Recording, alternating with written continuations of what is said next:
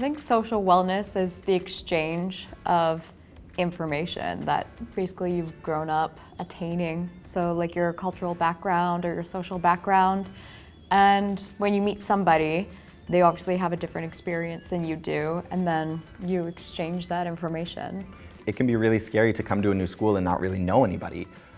So I think it's really important to go out and join a team or join a club or participate in class discussions or try and reach out to your coworkers so that you're establishing relationships with a lot of different people in the community who have a lot of different interests that can inform your opinion, because we're all just individual people who came from different places and we have a lot to teach one another, I think. Socializing is good and building social skills is really, really good too, but if it's stressing you out and it's making you feel anxious, then it's not serving you in a healthy way. So it's totally okay to take a step back from a relationship that seems toxic. My mom actually always taught me that people come into your life for a reason, for a season, or for a lifetime. So that means you've either got something to learn from them, they're here to help you through something, or they're here forever. And you don't know which friendship qualifies as what right now. So the important thing is just to invest your attention in this person and try and find whatever you can in that relationship and understand that they have something to learn from you too.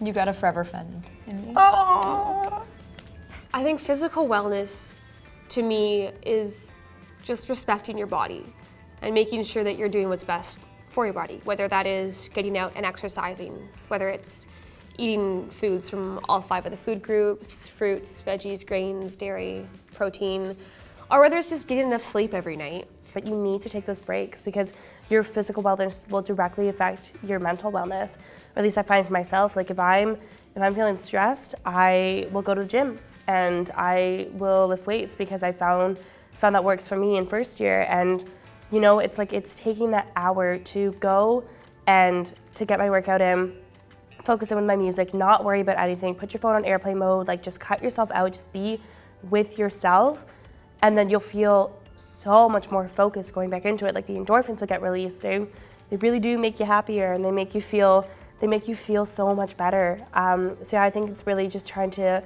find that balance. Emotional wellness, for me personally, I'm gonna take a personal twist of this one, it's been learning how to have the conversation about mental health and learning how to recognize symptoms of it. So I, over this past year, recognized that I've had symptoms of anxiety since I was probably 8 years old. And just like you don't expect that in a kid, and you're like, you're overactive imagination, you're whatever, all these things, not that it's a thing. And so I think it's kind of the idea of knowing yourself well enough to know when you're not okay and to not be ashamed to talk about it. Yeah, it's just knowing how to manage those bad days. Maybe it's putting music in your ears and tuning out from the world for an hour. Maybe it's putting your phone on airplane mode and just like leaving. Maybe it's calling your parents when you're homesick if you've moved away and this is your first time on your own, or if it's your 8th time on your own. It's calling your parents when you're having a bad day because mom and dad know how to make you feel better.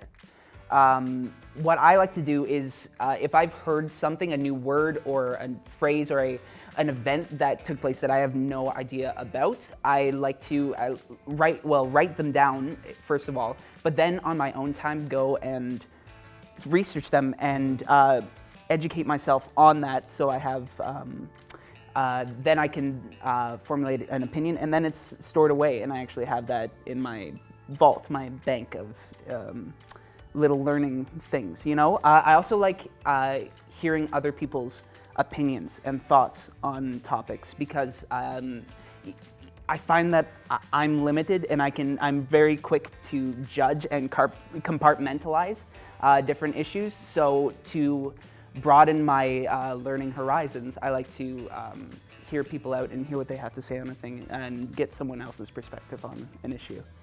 Okay, You know? yeah. But I found working just a simple job once a week was a really good way to just shut off the brain, because I was able to just focus on one really simple task that didn't take much energy out of me.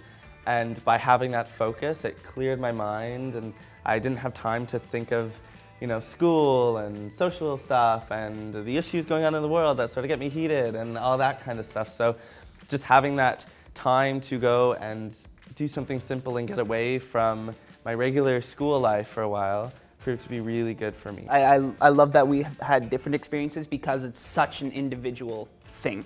You know, depending on your timetable and the jobs that you go out for and get, that you will then have to navigate your own way, and there are no right ways or wrong ways to do it. It's just how you find your way through school while working. Of course. I think spiritual wellness is the way that you connect to yourself and you connect to everything around you. Yeah, I think it relates to your moral compass and how you want to present yourself and the changes that you kind of want to see in the world. I think that spiritual wellness can absolutely apply to religion, but that is not the only definition of spiritual wellness. I think that people who subscribe to more existential beliefs or people who find comfort in yoga or meditation, that's all equally valid. Yep. But if you are somebody who would like to find their religious community, to find that sort of support, there are several religious groups available to you on campus. So when it comes to environmental wellness, I think that the biggest thing to keep in mind is to have a profound respect for the environment around you and to try and contribute to this world in a way that is productive. So sometimes that means just trying to be more sustainable, trying to reduce, reuse, recycle, separating your cups when you're putting them away. There's also a Sheridan Community Garden that you can look into. There's a Facebook group that you can try and join. And by getting involved with the Sheridan Community Garden, you can learn some basic gardening skills, how to grow your own food. You can learn get some basic meal plans or recipes. It's some great information.